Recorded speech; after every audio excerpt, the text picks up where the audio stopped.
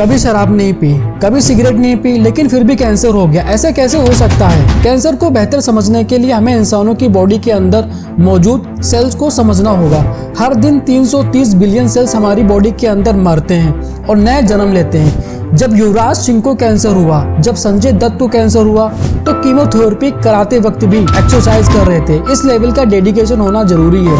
Cancer से लड़ने के लिए दुनिया भर में करीबन 42% कैंसर के केसेस प्रिवेंटेबल हैं और ये 5 चीजें हैं जो आपको करनी है अगर आपको कैंसर से बचना है। तो नमस्कार दोस्तों, कैंसर एक ऐसी बीमारी है जिसका डर लोगों को शायद सबसे ज्यादा सताता है। किन्हीं फिल्मों में एक बड़ा जाना माना डायलॉग था जहाँ पर लीड कैरेक्टर रानी कहती है गुप्ता अंकल को ना कैंसर हो गया। उन्होंने कभी शराब नहीं पी, सिगरेट नहीं पी, फिर भी कैंसर हो गया।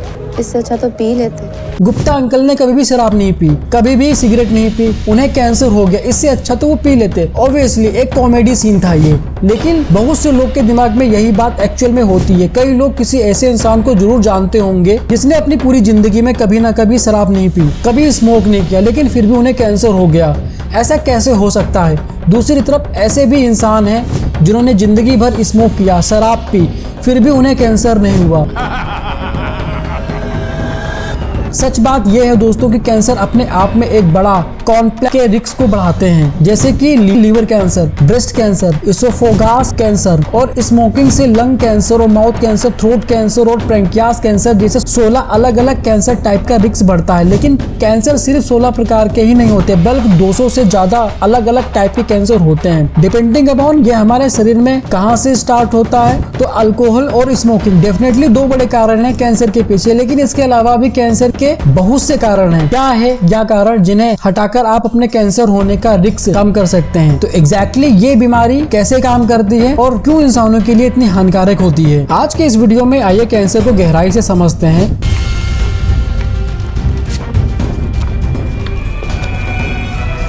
चिराग के पेरेंट ने उनका रूटीन चेकअप करवाया तो पता चला कि हीमोग्लोबिन लेवल बहुत कम था। एक टेस्ट से पता चला कि चिराग को थैलेसीमिया मेजर नाम का एक ब्लड डिसऑर्डर है। It was a random test by which we came to know that he is thalassemia major, and then the life took a turn. जिसकी वजह से बॉडी सही से हीमोग्लोबिन और healthy red blood sales produce नहीं कर पाती, यानी कि जिंदगी भर चिराग को ब्लड ट्रांसफ्यूजन की जरूरत पड़ेगी। इंडिया में हर साल करीब 10 से 15 हजार बच्चे थैलेसीमिया से ग्रसित पाए जाते हैं। कोई हैरानी की बात नहीं है। ये इंडिया को thalassaemia capital of the world बुलाया जाता है। ये एक इनहेरिटेंस से कैंसर का रिस्क बढ़ सकता है। 2015 में ताइवान में एक स्टडी की गई जिसमें बताया गया कि जनरल ऑफ पॉपुलेशन के मुकाबले थैलेसीमिया के पेशेंट्स में 52% से ज्यादा कैंसर होता है। हर 3 हफ्ते में जब चिराग को ट्रांसफ्यूजन के लिए अस्पताल ले जाया जाता तो वह अपने पेरेंट्स से पूछता कि मेरे दोस्त तो हॉस्पिटल नहीं जाते हैं, मुझे यही क्यों लाया जाता? My friends doesn't go any hospital. Why always I have to go? I used to say, it's not like beta. They also go for fever, something and all like that only. So he was very small. So okay, mama, okay, fine. चिराग जब 7 साल का हो गया तो उसे समझ में आ गया कि साथ उसके कोई इशू है, जिसकी वजह से उसे हर 3 हफ्ते में हॉस्पिटल जाना पड़ता है। एक दवाई के साथ चिराग उस ट्रांसफ्यूजन प्रोसीजर के साथ साथ एडजस्ट करने लगा। जब आईवी की लाइन उसे चुभती तो वो रोता भी नहीं था, लेकिन दर्द पेरेंट्स को होता था। स्टेम सेल्स को समझना बहुत जरूरी है क्योंकि स्टेम सेल्स और कैंसर का एक बहुत बड़ा लिंक है। क्या होता है ये स्टेम सेल्स? आप इनके नाम से थोड़ा अंदाजा लगा सकते हैं। स्टेम सेल्स ऐसे सेल्स हैं जिनसे दूसरे सेल्स बनते हैं। ये खुद को अलग अलग प्रकार के सेल्स में बदल सकते हैं। इसके साथ साथ स्टेम सेल खुद को रेप्ट भी कर सकते हैं। यही वो सेल्स हैं जिनसे ब्लड सेल्स बनते हैं, स्किन सेल्स बनते हैं, मसल सेल्स बनते हैं। यही सेल्स डैमेज टिश्यू को रिपेयर भी करते हैं और इसलिए ब्लड कैंसर और ब्लड डिसऑर्डर के इलाज के लिए स्टेम सेल्स बहुत ही आवश्यक है। प्रेगनेंसी की शुरुआत में जब एक फर्टिल लार्ड एक ब्लास्टोसिस्ट बनता है, एक बहुत ही अर्ली स्टेज एम्ब्रियो की बच्चे बनने से पहले, तो ब्लास्टोसिस्ट के अंदर जो स्टेम सेल्स पाए जाते हैं उन्हें एम्ब्रियो स्टेम सेल्स कहा जाता है। और ये ऐसे सेल होते हैं जो बॉडी के किसी भी सेल्स का रूप ले सकते हैं। लेकिन अनफॉर्चुनेटली जब इंसान बड़े होते हैं, एडल्ट ह्यूमन में कोई भी ऐसे स्टेम सेल्स नहीं होते हैं जो किसी भी तरह के सेल्स में बदल सकते हैं। एडल्ट में स्टेम सेल्स, जिन्हें सोमेटिक स्टेम सेल्स भी कहा जाता है, वो शरीर के जिस टिश्यू या ऑर्गन में होते हैं उसी के हिसाब से वो डिफरेंशियल में जो स्टेम सेल्स हैं वो सिर्फ ब्रेन सेल्स में ही कन्वर्ट हो पाते हैं। हमारी स्किन वाले जो स्टेम सेल्स हैं वो सिर्फ स्किन सेल्स ही बन पाते हैं। हमारे खून में जो ब्लड स्टेम सेल्स हैं वो अलग अलग तरह के ब्लड सेल्स में ही कन्वर्ट हो पाते हैं। ओवरऑल देखा जाए तो दोस्तों हमारी बॉडी में करीब 400 से अलग अलग टाइप के सेल्स होते हैं, जैसे कि red blood cells, white blood cells, nerve cells, fat cells, skin cells. सितंबर 2023 में की गई एक रिसर्च को देखिए। इसके अनुसार सभी सेल्स का जो टोटल नंबर है हमारी बॉडी में वो ट्रिलियंस में है। एक छोटे बच्चे में 17 ट्रिलियन सेल्स होते हैं, एक एवरेज एडल्ट फीमेल में 28 ट्रिलियन और एक एवरेज एडल्ट मेल में 36 ट्रिलियन यानी कि 36 लाख करोड़ सेल्स होते हैं। हर रोज हमारी बॉडी में बिलियंस ऑफ सेल्स मरते रहते हैं और बिलियंस ऑफ सेल्स नए भी बनते रहते हैं। स्पेसिफिकली कहा जाए तो 330 बिलियन सेल्स यानी कि हमारे शरीर में टोटल नंबर ऑफ सेल्स के करीब 1% पर हैं जो रोज रिप्लेस होते हैं। फिलोसफी की एक कहावत है जो यहाँ पर कही जाती है, आप सुबह जो इंसान थे अभी शाम को आप वो इंसान नहीं हो, आप पल पल बदल रहे हो एक नदी की तरह। यह बात हमारी बॉडी के कंटेक्स्ट में लिटरली भी सच है और यह पल पल बदलना, सेल्स का दिन प्रतिदिन रीजन होना, यह काम स्टेम सेल्स के द्वारा किया जाता है। अलग अलग टिश्यूज में जो रीजन होता है उसी टिश्यू के स्टेम सेल्स के द्वारा किया जाता है। लेकिन इस सब में एक ऑर्गन हमारी बॉडी का बहुत ही अनोखा है। हमारा लीवर एक बहुत ही यूनिक ऑर्गन है। हमारा लीवर एक बहुत ही यूनिक ऑर्गन है क्योंकि वहाँ पर fully developed, fully specialised liver cells भी डिवाइस होते हैं और अपनी संख्या को रैपिड बढ़ा सकते हैं। यानी कि हमारी बॉडी में लीवर इकलौता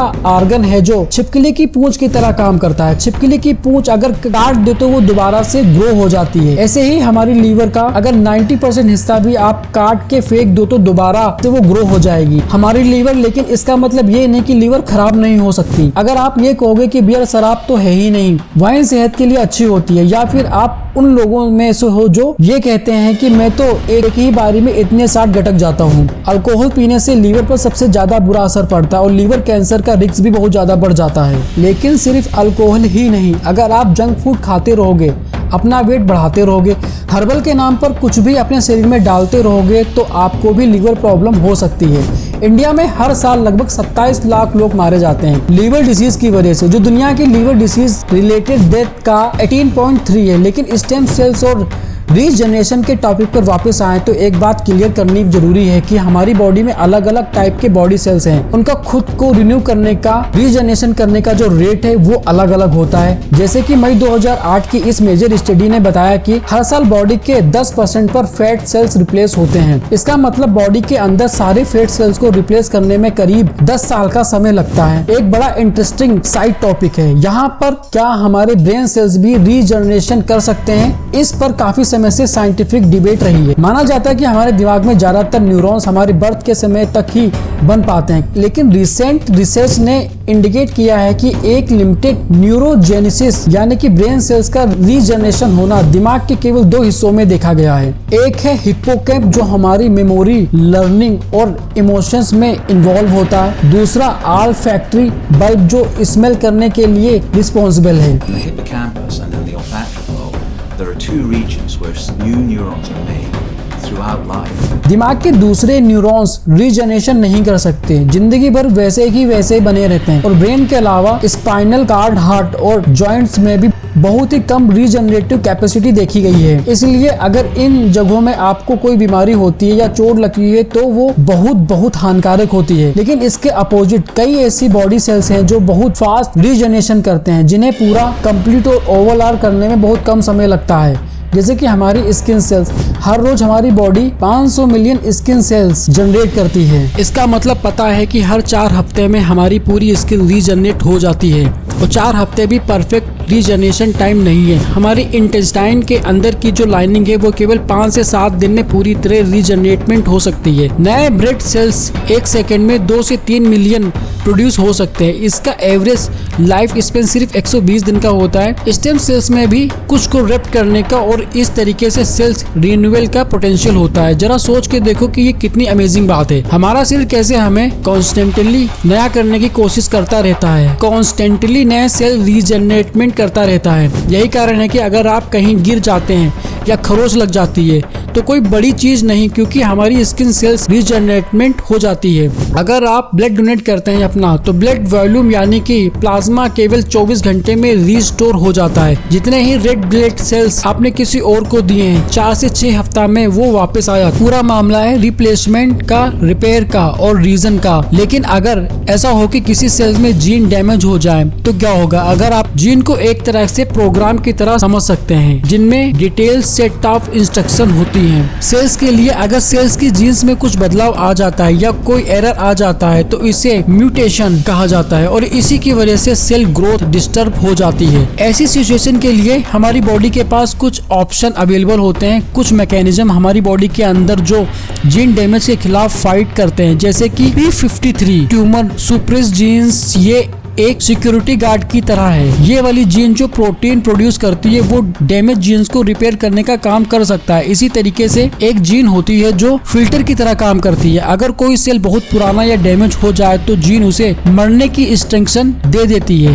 इस प्रोसेस को प्रोग्राम्ड सेल डेथ या अपटोसिस कहा जाता है। सेल से वहाँ पर लिटरली कहा जा रहा है कि भाई तुम्हारा काम खत्म हो गया, अब गायब हो जाओ। यहाँ से दूसरी कुछ और जीन्स हैं जो मैकेनिक की तरह काम करती हैं, डैमेज जीन्स को रिपेयर करने का काम करती हैं। तो मोटे मोटे तौर पर देखा जाए, अगर हमारे सेल्स में कोई डैमेज पहुंच रहा है तो हमारी बॉडी के पास सिक्योरिटी गार्ड जीन्स है, फिल्टर जीन्स है, मैकेनिक जीन्स है। इन सब के द्वारा हमारे डैमेज सेल्स को बढ़ने से रोका जा सकता है, रिपेयर किया जा सकता है या उन्हें बॉडी से हटाया भी जा सकता है। लेकिन सोचने वाली बात यह है कि तब क्या होगा अगर यह वाली जीन्स ही अपने आप में डैमेज हो जाए? तो ये सिक्योरिटी गार्ड, फिल्टर और मैकेनिक ही डैमेज हो जाए, फिर कौन इनका काम संभालेगा? अनफॉर्चुनेटली कोई नहीं। ऐसे ही सिचुएशन को कैंसर कहा जाता है। Cancer gonna cure cancer mutation की वजह से अगर किसी सेल की जीन्स डैमेज हो जाए और वो अनकंट्रोल तरीके से ग्रो करने लगे, फैलने लगे, तो ऐसे सेल को कैंसर सेल बुलाया जाता है। कैंसर सेल इतने आउट ऑफ कंट्रोल हो जाते हैं कि वह नॉर्मल हेल्दी सेल के रास्ते में भी रोड़ा अटका देते हैं। इन कैंसर सेल में अक्सर यहाँ भी काबिलियत होती है दूसरे टिश्यूज को इफेक्ट कर सके। यही कारण है कि कैंसर बॉडी के किसी एक हिस्से शुरू होता है, लेकिन धीरे धीरे अगर उसे रोका ना गया तो बॉडी के और पार्ट्स में भी फैलने लगता है। जब एक बॉडी पार्ट से आया कैंसर सेल बॉडी के दूसरे पार्ट्स में फैलने लगता है तो इस प्रोसेस को मेटास्टेसिस करके बुलाया जाता है। हमारे शरीर के नॉर्मल फंक्शनिंग पूरी तरीके से डिस्टर्ब हो जाती है, जिसकी वजह से ऐसे जीन्स डैमेज होने के पीछे होते एग्जैक्टली क्या कारण होता है और इनसे कैसे बचा जा सकता है, इसकी बात वीडियो के अंत में करेंगे। अभी बात करते हैं ट्रीटमेंट की। कैंसर की सबसे फेमस ट्रीटमेंट होती है कीमोथेरेपी। इन कैंसर सेल्स को खत्म किया जाना किसी पावरफुल केमिकल की मदद से, इसी प्रोसेस को कीमोथेरेपी कहा जाता है। इस प्रोसेस की सबसे बड़ी प्रॉब्लम यह है कि ये पावरफुल केमिकल कैंसर सेल को तो मार देते हैं, लेकिन साथ ही साथ कुछ अच्छे हेल्दी सेल्स को भी खत्म कर देते हैं। कीमोथेरेपी के केमिकल उन सेल्स को टारगेट करते हैं जो डिवीजन के प्रोसेस के बीच में होते हैं। तो जो भी फास्ट रीजनरेटिंग हेल्दी सेल्स हैं बॉडी के, कैंसर सेल्स के साथ साथ उन पर भी हमला होता है। यही कारण है कि जो लोगों की थेरेपी करा रहे होते हैं वो लोग अक्सर गंजे हो जाते हैं, क्योंकि हमारे हेयर फॉलिकल सेल्स बड़े ही फास्ट रीग्रोइंग सेल्स हैं। साथ ही साथ मैंने क्या कहा था कि हमारे इंटेस्टाइन के अंदर जो सेल्स हैं वो भी बड़ी जल्दी रीग्रोइंग होती हैं। वोमिटिंग आती है, डायरिया आता है। इसके अलावा हमारे बोन मैरो सेल्स में भी डिस्ट्रॉय हो जाते हैं। बोन मैरो हमारी हड्डियों के अंदर पाया जाने वाला सॉफ्ट स्पंजी टिश्यू होता है। येलो बोन मैरो जहाँ ऐसे स्टेम सेल्स होते हैं जो फैट, कार्टिलेज या बोन सेल्स बन जाते हैं। दूसरा होता है रेड बोन मैरो, जहाँ ब्लड सेल्स होते हैं जो red blood cells, white blood sales या प्लेटलेट्स बन जाते हैं। क्योंकि मैंने कहा था कि हमारे ब्लड सेल्स भी बड़े फास्ट रीग्रोइंग सेल्स हैं, तो कीमोथेरेपी की वजह से ये भी डैमेज हो जाते हैं। रेड ब्लड सेल्स की कमी की वजह से एनीमिया हो जाता है। हीमोग्लोबिन लेवल अक्सर नीचे गिर जाता है। प्लेटलेट्स जो होते हैं वो ब्लड क्लॉटिंग में मदद करते हैं। जब हमें चोट लगती है कहीं पे तो ये वहाँ पर आकर उस चीज को हील कर देते हैं। लेकिन अगर ये कम होंगे तो एक्सेसिव ब्लीडिंग होगी। व्हाइट ब्लड सेल्स हमारी इम्यूनिटी में मदद करते हैं। अगर हमें सर्दी जुकाम हो गया तो उससे बैक फाइट करते हैं वो। लेकिन कीमोथेरेपी की वजह से अगर व्हाइट ब्लड सेल्स कम होंगे तो बाकी और बीमारियों के होने के चांसेस भी बढ़ जाते हैं। इसलिए डॉक्टर सजेस्ट करते हैं कि कीमोथेरेपी के दौरान रेगुलर एक्सरसाइज करनी बहुत जरूरी हो जाती है। बॉलीवुड एक्टर संजय दत्त का जब कैंसर ट्रीटमेंट हुआ था तो उनकी आर्कोलॉजिस्ट डॉक्टर सेवंती रिमाई ने बताया कि कीमोथेरेपी वाले दिन पर भी वो ट्रेडमिल पर दिखते थे, 1 घंटा एक्सरसाइज करते थे। शायद यही कारण है कि आज वो इतने अच्छे से रिकवर कर पाए हैं। अब मान लीजिए कीमोथेरेपी से कैंसर सेल्स तो खत्म हो गए, लेकिन सवाल आता है कि अब वो हेल्दी ब्लड सेल्स डिस्ट्रॉय हुए हैं, उन्हें कैसे रिस्टोर किया जाए, इसके लिए क्या किया जाए। स्टेम सेल्स ट्रांसप्लांट, जिसे बोन मेरो ट्रांसप्लांट भी कहा जाता है, ये ब्लड सेल्स और ब्लड डिसऑर्डर पेशेंट के लिए एक ट्रीटमेंट का ऑप्शन होता है। कुछ ऐसे केसेस में इंसान के खुद के कुछ हेल्दी स्टेम सेल्स ही उसको दिए जा सकते हैं। ऐसे केस में ऐसे कहा जाता है auto cells stem cells transplant. Patient की एक बांह से खून जाता है एक एफेरेसिस मशीन में, स्टेम सेल्स को यहाँ पर अलग किया जाता है, जो बचा हुआ खून दूसरी बांह से वापस दिया जाता है। कीमोथेरेपी से कैंसर सेल्स को खत्म किया जाता है और इसके बाद उन स्टेम सेल्स को वापस दिया जाता है। कई केसेस में दूसरे डोनर की जरूरत पड़ती है क्योंकि पेशेंट की खुद की बॉडी में बोन मेरो की पर्याप्त मात्रा ही नहीं होती है, हेल्दी ब्लड सेल्स मिल ही नहीं पाते हैं। ऐसे कहा जाता है एलोजेनिक स्टेम सेल्स ट्रांसप्लांट। जिस तरह ब्लड लेने के लिए डोनर के साथ आपका ब्लड ग्रुप मैच कराना जरूरी है, इसी तरह स्टेम सेल्स लेने के लिए मैच कराना जरूरी है। आपका HL टाइपिंग का फुल फॉर्म होता है ह्यूमन ल्यूकोसाइट एंटीजन टाइपिंग। ज्यादा डिटेल्स में जाए बिना ये जान लीजिए कि HL ह्यूमन सिस्टम का एक इम्पोर्टेंट हिस्सा होता है। आपके भाई या बहन के साथ आपका HL टाइपिंग परफेक्टली मैच करे, इसकी प्रोबेबिलिटी 25% पर होती है। आपके पेरेंट के साथ ये कभी मैच नहीं कर सकता क्योंकि एक हिस्सा आपके एक साइड के पेरेंट्स से आता है, दूसरा हिस्सा दूसरी साइड के पेरेंट्स। तो अगर भाई बहन के साथ कोई मैच ना निकले तो किसी अनरिलेटेड इंसान से इसको HL टाइप मैच कराना होता है और यह परफेक्ट मैच होने का चांस बहुत कम हो जाता है। 1 लाख में से 1, दुनिया में हर 1 लाख लोगों में से एक ही इंसान ऐसा मिलेगा जिसके साथ आपका HL टाइप मैच कर रहा हो। कैसे ढूंढा जाए मैचिंग डोनर? रोल सेल्स दोस्तों हमारे बोन मेरो के अलावा हमारे पेरिफेरल ब्लड में भी पाए जाते हैं, यानी कि वो खून जो हमारे हार्ट, आर्टरी, वस और कैपिलरीज में दौड़ता है। स्टेम सेल डोनेशन सुनने में अपने आप में ही बहुत भारी भरकम शब्द लगता है, लेकिन ये एक्चुअली में सिर्फ 3 से 4 घंटे का बड़ा सिंपल प्रोसीजर होता है। स्टेम सेल्स डोनेट करने के लिए आपको बस आपके नजदीकी केंद्र में जाना है। आगे की जो बाकी की प्रक्रिया होती है वो ब्लड प्लेटलेट डोनेशन की तरह एकदम सिंपल होती है। बस एक फर्क है, जब आपका खून आपके हाथ से निकाला जाता है तो उस खून को पहले एक मशीन में भेजा जाता है जहाँ पर स्टेम सेल्स को अलग किया जाता है, फिर वही खून आपके शरीर में वापस भेज दिया जाता है।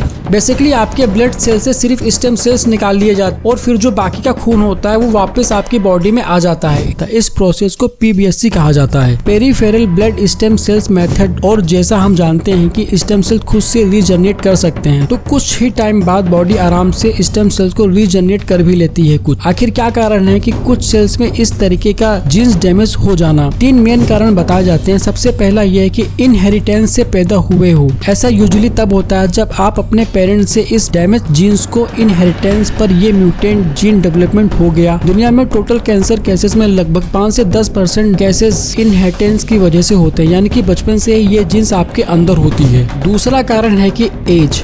आपकी उम्र के साथ साथ जीन्स वेयर आउट होने लग जाती है, इसलिए ज्यादा उम्र के लोगों में ज्यादा कैंसर के केसेस देखने को मिलते हैं। कैंसर रिसर्च UK की इस रिपोर्ट को देखिए कि 2017 से 2019 तक जो कैंसर के केसेस देखे गए उनमें से 90% केसेस 50 साल या इससे ज्यादा उम्र के लोगों में थे। उम्र के हिसाब से 1 लाख लोगों में से कितने लोगों को कैंसर होगा, ये इंसिडेंस भी आप इस ग्राफ में देख सकते हैं कि कैसे कर्व ऊपर जा रहा है। और मैक्सिमम इंसिडेंस 85 to 89 ईयर्स वाले इंटरवल में देखने को मिलता है, यानी कि 80 से 90 साल की उम्र में सबसे ज्यादा चांस होता है कैंसर होने का। ऐसा इसलिए है क्योंकि जीन्स डैमेज समय के साथ साथ बिल्डअप होता रहा। या तो आपकी यंग एज में ही डेथ हो गई होगी, या मलेरिया की वजह से, या फिर आप इतनी लंबी उम्र जिए कि आप एक कैंसर पेशेंट बन गए।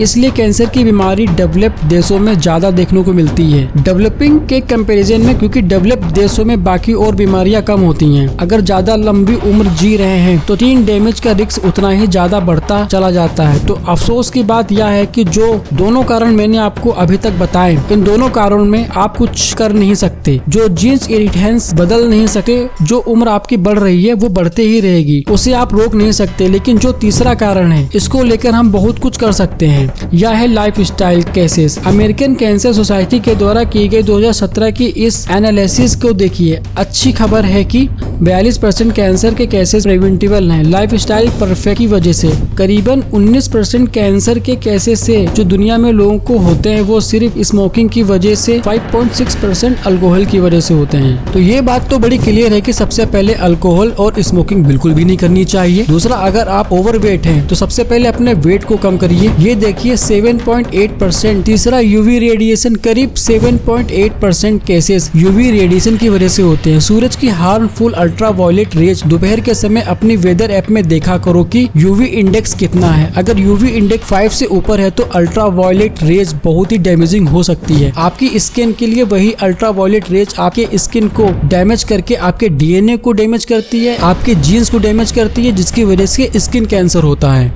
बार बार सन की वजह से टैन होना या सनबर्न होना इसी का ही एक इंडिकेशन है और यहाँ बड़ी खतरनाक चीज होती है। इसे अवॉइड करने के 2 तरीके हैं। पहला तो यह कि सुबह के 10 बजे से लेकर दोपहर के 4 बजे तक बाहर मत निकलो धूप में। ये वो समय है जब यूवी इंडेक्स सबसे ज्यादा होता है, स्पेशली इस समर्स के समय। विंटर में इतना ज्यादा नहीं होता है। सुबह या शाम में ही धूप के मजे लिया करो। और दूसरा यह कि अगर आपको एक्चुअली में इस टाइम के बीच में बाहर निकलना है तो धूप में सनस्क्रीन लगानी बहुत जरूरी चीज है। चौथा, करीब 5% कैंसर केसेस होते हैं फिजिकली इनएक्टिविटी और पुअर डाइट की वजह से। अपनी डाइट से प्रोस्टेट खाने को और एडेड शुगर को बाहर निकालो और जितने ज्यादा अलग अलग प्रकार के अलग अलग रंग के vegetable, fruit, berries, nuts, seeds, herbs, whole grains, beans, milk, egg, ये सब शामिल करो जो पैकेज खाना होता है। अक्सर उसमें ऐसे केमिकल डाले होते हैं जो कार्सिनोजेनिक होते हैं जिनसे कैंसर होने का रिस्क बढ़ता है, लेकिन अक्सर ये चीजें काफी टाइम बाद ही पता चलती हैं। जैसे कि ब्रेड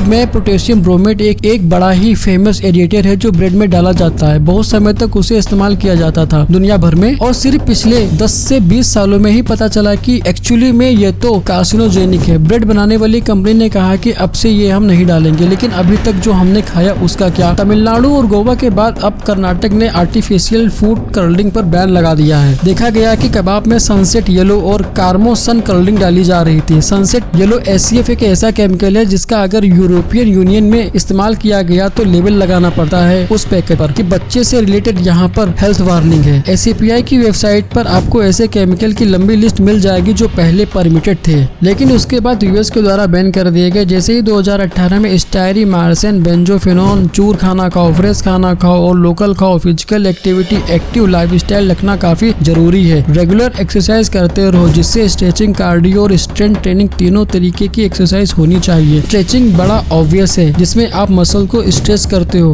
कार्डियो वो एक्सरसाइज है जैसे कि रनिंग या स्विमिंग जहाँ पर आपकी हार्ट बीट ऊपर होती है, और ये स्ट्रेंथ ट्रेनिंग जहाँ पर वेट लिफ्टिंग की जाती है। फिर आता है एनवायरमेंटल एक्सपोजर का एक एंगल, एयर पोल्यूशन और कई सारे पेस्टिसाइड जिनका इस्तेमाल किया जाता है जो कार्नियोजेसिस होते हैं। आपके वर्किंग एनवायरमेंटल में कहीं बेंजीन, एस्बेस्टोसिस, निक इनका तो इस्तेमाल नहीं किया जा रहा है क्योंकि national agency for research of cancer के अकॉर्डिंग ये सारे के सारे ह्यूमन कार्नियोजेसिस की कैटेगरी में आते हैं। पेस्टिसाइड्स और फर्टिलाइजर्स के एक्सपोजर से कैंसर हो सकता है। और एयर पोल्यूशन तो आपके हाथ में है नहीं, लेकिन अपना एक्सपोजर जितना हो सके उतना कम करना चाहिए। फिर आता है दोस्तों एक बहुत बड़ा फैक्टर जो डेवलपिंग कंट्रीज में स्पेशली 20 से 25% कैंसर केसेस के पीछे रिस्पॉन्सिबल है, और ये कारण है वायरस। सही सुना आपने, अलग अलग प्रकार के वायरस भी कैंसर का कारण बन सकते हैं, जैसे कि हेपेटाइटिस बी का वायरस, हेपेटाइटिस सी का virus, HIV virus, human herpes virus, human T lymphotropic virus, Merkel cell polyoma virus, HPV virus. इनसे बचने का एक बड़ा सिंपल सॉल्यूशन है जो वैक्सीन डॉक्टर के द्वारा रिकमेंडेड की जाती है,